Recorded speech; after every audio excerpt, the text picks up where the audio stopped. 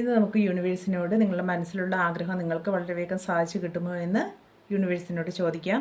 ഞാനിവിടെ 2 കാർഡ് എടുക്കാം. നിങ്ങളുടെ മനസ്സിൽ ഒരാഗ്രഹം ചിന്തിക്കൂ, പോസിറ്റീവായിട്ട് തിങ്ക് ചെയ്യുക. First card, second card. First card എന്ന് പറയുന്നത് ദി മൂൺ, അതായത് നിങ്ങൾക്ക് ഒരു ഭയമുണ്ട് എന്നാണ് ഈ കാർഡിൻ്റെ എനർജി സൂചിപ്പിക്കുന്നത്. അതായത് ഫിയർ എന്നതിനെ സൂചിപ്പിക്കുന്നു. അപ്പോൾ ഇത് താമസം വരും, നിങ്ങളുടെ പേടി കൊണ്ട് നിങ്ങൾ മനസ്സിൽ വിചാരിക്കുന്ന കാര്യം താമസം വരുമെന്ന് ഈ കാർഡിൻ്റെ എനർജി സൂചിപ്പിക്കുന്നു. സെക്കൻഡ് കാർഡ് തീർച്ചയായിട്ടും നിങ്ങൾ മനസ്സിൽ വിചാരിക്കുന്ന കാര്യം സാധിക്കും എന്നാണ്.